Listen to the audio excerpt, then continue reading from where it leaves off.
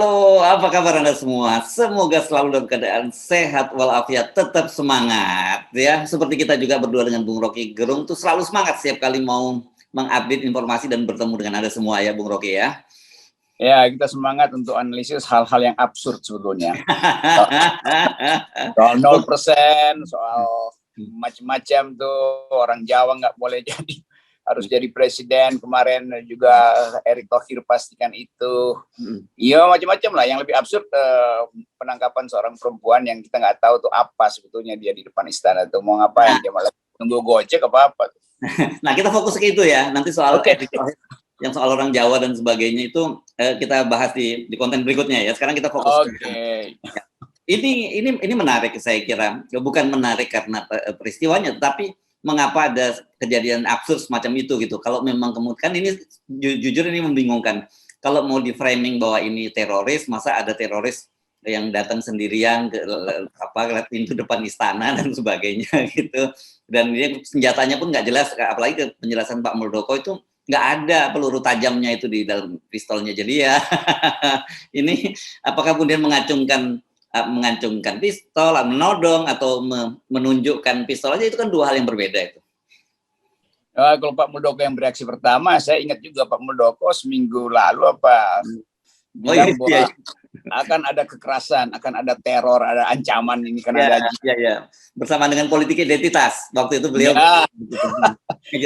Dan datanya salah Bung Rocky, karena ternyata menurut BNPT kan Pak Muldoko mengutip BNPT. Ya. Tapi ternyata datanya BNPT salah karena sekarang ini menurun ancaman radikalisme itu gitu. Kalau kita lihat ilmu framing, ya mesti dibuktikan bahwa ada potensi itu, maka datanglah seorang perempuan ke istana sendirian lenggang kangkung gitu kan. Itu juga. Jadi kita mau lihat ini wacana istana untuk menutupi hal yang udah dia ucapkan ternyata salah, atau memang ada upaya baru untuk membuat berita yang sebetulnya juga sulit diverifikasi kan. Tapi dari segi itu kita sebut tadi mungkin agak absurd karena seorang perempuan datang di situ pas di depan pintu istana, itu artinya CCTV mati dong semua dari awal kan. Jadi logikanya begitu kan. Ya mungkin aja dia melintas di situ segala macam, tapi nggak mungkin ada seorang perempuan di wilayah bahkan ring setengah itu tidak terpantau oleh CCTV. Kan itu intel di situ kan macam-macam. Tapi ini sinyal bahwa ya siapa yang mau klaim tuh, tiba-tiba polisi bilang dia yang tangkap, itu agak aneh juga, polisi lalu lintas nangkap itu. Kan itu artinya jadi penjaga istana tuh lalai sehingga polisi lalu lintas yang justru nemuin. Kan itu logikanya begitu. Tapi ya kita percaya aja bahwa itu udah diterangkan oleh Pas Pampres, oleh Komandan Pas Pampres bahwa tidak ada upaya untuk menerobos istana. Itu lebih masuk akal sebetulnya. Jadi kan itu juga kalau sampai lolos 20 meter dari istana, Pas Pampres mestinya dipecat dong, nggak bisa antisipasi. Tapi sekali lagi kekacauan semacam ini atau absurditas semacam ini akan jadi berita. Untuk ya kalau netizen bilang ini pengalian isu, ya pengalian isu untuk semua isu yang nggak bisa dialihkan lagi kan. Semua isu yang berseliweran kok, apa yang mau dialihkan tuh. Gitu. Saya membayangkan ada dua dilema setidaknya gitu. Kalau mau digunakan untuk menjustifikasi wacana yang disampaikan oleh pemerintah meningkatnya kekerasan karena politik identitas gitu, karena identitasnya jelas nih, pakai jilbab dan pakai cadar dan kita tahu itu identitas kemana. Ini kan di satu sisi ini udah kita lihat mulai digoreng-goreng juga oleh buzzer, walaupun mereka agak ragu-ragu soal itu, karena di lain itu kan harus diingat bahwa Indonesia ini mau jadi tuan rumah G20. Kalau ada teroris yang mau ngamprokin di sana, itu kan bisa batal tuh pertemuan G20 itu. Ya kalau dari segi itu kita bisa bahkan buat imajinasi bahwa itu sangat mungkin juga agen asing yang diselundupkan untuk menguji Indonesia. Kan ini mampu nggak? Kan bisa. Kan G20 tinggal 2 minggu. Itu artinya KGB mungkin udah tambah 3 kali lipat agen Putin di Indonesia. Demikian juga agennya Joe Biden. CIA pasti udah beroperasi di Indonesia. Karena nggak mungkin peristiwa sebesar G20 dalam keadaan dunia lagi tegang, dalam keadaan ekonomi lagi buruk, dalam keadaan Indonesia lagi berantakan, nggak ada operasi intelijen asing, itu pasti itu. Jadi mungkin juga kita bisa bikin procrastination bahwa ya ini semacam agen yang dibina oleh agen-agen luar untuk menguji security alertness dari Indonesia tuh. Dan kira-kira itu sebetulnya tuh kan kita boleh membayangkan ini spy versus spy kan. Ini makin serem nih kalau udah begini. Oke, Ya, lanjut. cuman kita tahu bahwa keadaan Indonesia memang rapuh dari segitu, dan siapapun bisa menyelusup masuk ke wilayah-wilayah strategis. Dan itu bukan cuma istana. Kalau istana mungkin jauh sekali itu dari kemungkinan diintervensi, karena pasti ada detektor langkah di Merdeka Utara, pasti dipasang sensor mobil, sensor langkah orang, metal detektor pasti kira-kira 20 meter dari Monas sudah dipasang. Itu mudah sekali kan kita tahu soal-soal semacam itu. Tetapi yang lebih berbahaya adalah daya tahan bangsa ini yang terpecah karena tadi sinyal politik identitas muncul lagi. Itu justru yang membahayakan. Jadi hal-hal yang sifatnya primordial dieksploitasi terus. Ini pakai cadar, pakai segala macam jilbab, terus seorang perempuan lagi. Itu standar operasi intelijen sebetulnya, itu seorang perempuan nanti dianggap ya itu seruhan atau sakit jiwa segala macam. Tapi di atas keterangan-keterangan itu kita harus pastikan faktanya kita dengan mudah tersulut oleh isu-isu politik identitas. Itu bahayanya. Dan ini ada kecenderungan karena sering sekali pemerintah memainkan isu itu, jadi begitu ada isu semacam ini, publik terutama yang ini langsung waspada juga, ada apa ini? Kan begitu langsung ya. Itu yang paling bagus, publik akhirnya belajar dari past event, peristiwa sebelumnya yang menganggap apa sebetulnya. Mulai kita akhirnya orang diingatkan lagi tuh, Pak Wiranto dulu kasusnya apa ya yang ditusukkan? Terus polisi yang menyerbu kantor polisi itu perempuan itu apa? Jadi banyak black number yang kemudian disamarkan. Lalu kita diingatkan lagi. Jadi ini semacam, kalau dalam teori Nazi itu, propaganda yang disiapkan untuk menguji kesiapsiagaan. Dan propaganda itu pasti didesain. Itu kan teknik-teknik begini kan kita ngerti. Itu yang jago itu adalah ketika Perang Dunia Kedua, semua intelijen bikin mock up untuk menghidupkan kecemasan publik. Itu intinya. Tetapi kan gini, yang selalu kita bahas itu ya, sering sekali kan karena yang kita ulang-ulang, bahkan ini mungkin orang juga bisa sampai bosan, itu soal public distrust yang meluas gitu. Bahkan misalnya begini kan, harusnya ini idealnya ya, sekecil apapun ancaman terhadap istana itu, kalau dalam sebuah negara yang serius, negara yang serius gitu, itu tetap saja itu dianggap kita mesti sebagai sebuah alert. Tapi yang di kita justru itu jadi perdebatan, gitu. Banyak yang ada yang membesar-besarkan, tapi di satu sisi ada yang malah menertawakan gitu. Saya kira yang menertawakan lebih banyak. Karena nggak ada satupun orang Indonesia yang berpikir membunuh Presiden Jokowi. Kan Presiden Jokowi wajah nelangsa, wajah yang kadang-kala wajah semacam itu merasa apa itu nggak ada sikap otoriter dari Presiden Jokowi. Tetapi sebenarnya orang anggap di dalam wajah Pak Jokowi itu ada kepemimpinan otoriter karena mengendalikan partai politik, memaksakan kebijakan. Jadi semacam yang disebut soft authoritarianism ada di dalam istana.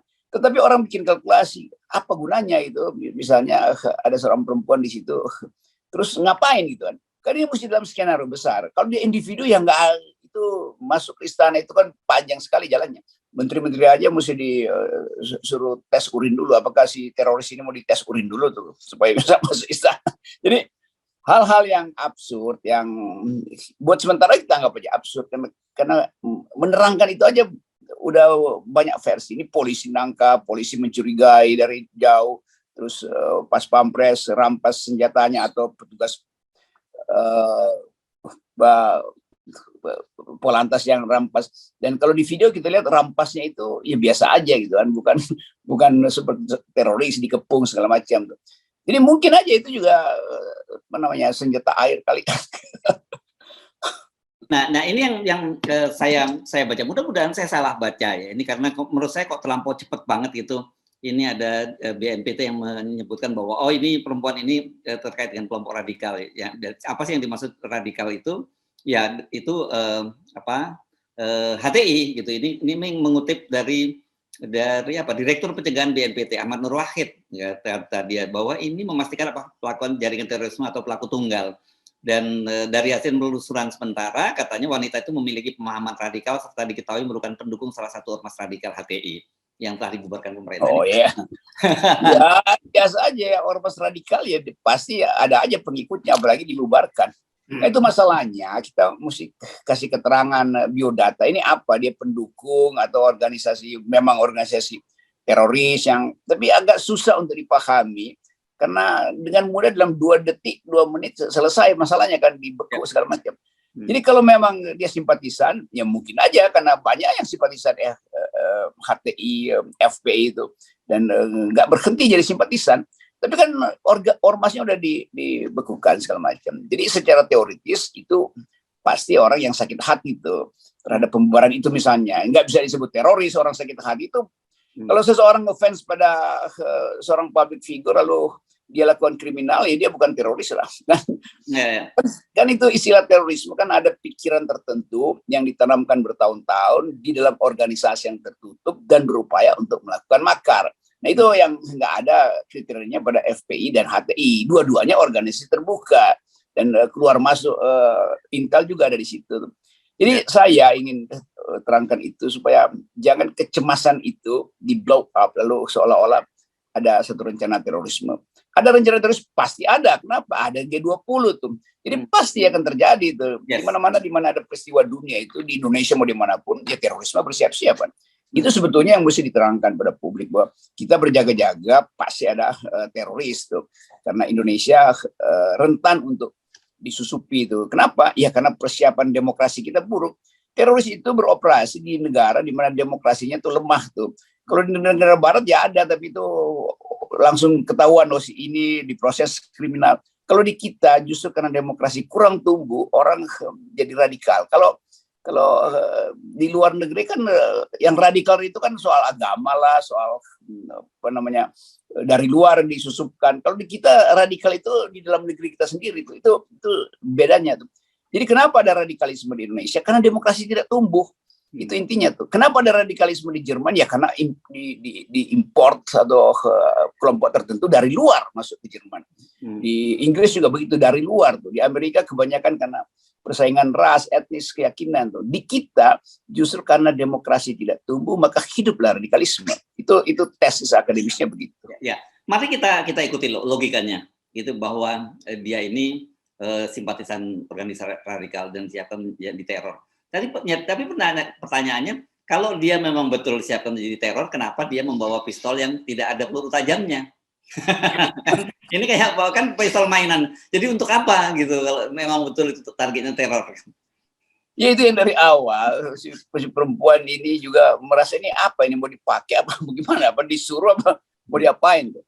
Jadi kalau dia frustrasi individu ya bilang aja dia frustrasi, lihat keadaan. Mungkin dia habis dari rumah nggak tahu bagaimana kasih uang jajan pada anaknya, dompetnya sedikit, tiba-tiba ada pistol mainan di situ atau ada orang yang ketemu dia di jalan nih buat coba-coba nih. Jadi semua hal yang nggak bisa didudukkan kita mesti anggap sebagai rekayasa. Itu intinya tuh. Jadi bukan kita bilang nggak ada, ya bisa aja, tetapi hal yang mesti dibuat masuk akal. Kalau dia betul-betul teroris radikal ya pasti disiapin peluru, paling nggak dibawa granat yang kecil itu, granat manggis misalnya tuh. Tapi ini dengan mudah kan dijejaki. Jadi kalau kita ikuti mungkin CCTV, ya pasti udah terdeteksi dari awal tuh. 200 meter sebelumnya, lalu petugas merasa ya ini mah orang biasa aja tuh. Jadi karena itu keterangan dari Pak Komandan Pampres menganggap itu nggak ada terobosan di situ, nggak menerobos. Nah ini kemudian akan jadi problem. Ada versi polisi, ada versi Pas Pampres, ada versi BNPT kan. Jadi bagian-bagian itu yang akhirnya akan dikoordinasi oleh kakak pembina. Nah, penjelasannya itu dia berjalan dari arah harmoni ya, Bung Rocky, dan kita tahu itu berarti dia melipir di kantor Setnek kan gitu ya, di sebelah itu Setnek dan kemudian dia jalan ke Merdeka Utara. Dan dari Merdeka Utara itu kan kalau dari arah harmoni itu kan sudah dipasang konblok ya, orang memang nggak bisa lewat. Arah sebaliknya bisa. Jadi memang wilayah itu seperti Anda sebut tadi wilayah steril dan pasti sudah terpantau oleh CCTV, karena kemudian nggak lama kemudian kan juga kita bisa melihat proses ya, bagaimana ketika Pas Pampres itu mengejar si perempuan yang memakai jilbab ini. Ada CCTV dan itu saya kira CCTV dari dalam halaman istana. Itu kalau soal kemampuan mengamankan istana, pasukan pengaman presiden kita itu hebat betul, itu diakui seluruh dunia lah itu. Bahwa nggak mungkin lolos dari situ tuh. Apalagi di hari atau di waktu yang sangat mungkin kalau ada rakyat di situ ya lebih mungkin ada yang menyusup setelah demonstrasi atau dalam keadaan crash. Ini keadaan tenang-tenang, tiba-tiba ada orang melintas di situ tuh. Jadi sebetulnya mudah sekali sebetulnya, ya duduk aja konferensi pers satu mungkin BNPT yang lebih masuk akal untuk menerangkan, wah itu memang ada seseorang yang ditangkap, tapi dalam biodata kami, di dalam file kami ya dia simpatisan, ya udah selesai kan, ya simpatisan. Jadi kalau dikatakan teroris, lalu orang hubungkan lagi itu, oh dia berbusana ini, maka semua orang kembali lagi pada ingatan-ingatan bahwa busana itu menandakan watak seseorang. Tuh, ya gimana ada orang yang berbusana rapi tapi otaknya koruptif kok. Jadi hal-hal semacam itu yang mesti kita jadikan itu sebagai kurikulum kita dalam hubungan citizenship, hubungan kewarganegaraan. Ya. Oke. Karena ini memang gini, kalau kita lihat sangat apa ya, kok banyak sekali kayak kebetulan gitu yang datang ke situ mesti pakai jilbab dan pakai cadar gitu. Kalau dulu yang di kepolisian kita ingat gitu kan perempuan juga pakai jilbab, tapi pada waktu itu dia bukan kayak cadar, memang waktu itu masih Covid, jadi dia pakai masker gitu. Tapi sayangnya kan waktu di kepolisian waktu itu langsung ditembak mati oleh kepolisian. Jadi kita tidak bisa mengorek motif di belakang itu. Dan kalau sekarang ini saya kira kita bisa karena dia masih tangkap dalam keadaan hidup gitu. Dan itu bahayanya kalau identitas fisik itu diarahkan secara insinuasi untuk menuduh satu kelompok. Ya. Bahwa busana beginian itu teroris. Itu justru teroris yang benar akan memanfaatkan itu. Dia akan pakai tank top situ supaya nggak dicurigai kan. Kan bahaya itu justru kan. Ini cuma soal counter culture aja tuh. Dengan mempelajari peristiwa-peristiwa di Indonesia, ada teroris dimasukkan dari luar negeri, dari Asia Selatan misalnya, lalu disuruh pakai tank top aja jalan di situ sehingga nggak ada yang curiga dia tuh. Padahal di badannya itu ada bahan peledak misalnya kan. Itu bahayanya tuh kalau busana itu langsung diasosiasikan dengan kelompok tertentu. Itu nggak fair dan justru berbahaya bagi keamanan. Yes ya. Ya, jadi pesan kita sebenarnya dalam setiap kali ada kasus semacam ini, hendaknya pejabat-pejabat pemerintahan itu tidak terlampau cepat memberikan statement, apalagi kemudian memberikan simpulan yang mengarah pada framing gitu ya. Ya, jangan framing, karena bangsa ini udah kenyang dengan framing. Framing yang kebanyakan lalu dianggap sebagai bohong, kan itu sayang sekali. Framing yang sebetulnya situasional, kasus-kasus tertentu. Tapi kalau berturut-turut framing, orang anggap ya nggak ada framing gitu yang benar kalau gitu. Yes, oke. Baik, terima kasih Bung Rocky. Jadi nggak apa-apa, tetap saja kita membicarakan hal-hal yang absurd gitu, dan itu membuat saya kira banyak orang kemudian tertawa, dan dengan tertawa itu kita bisa meningkatkan imunitas tubuh kita. Di situasi sekarang penting gitu, imunitas tubuh meningkat. Betul, dan satu-satunya yang boleh di framing adalah 0%. Demokrasi harus di frame dengan 0%. Yes.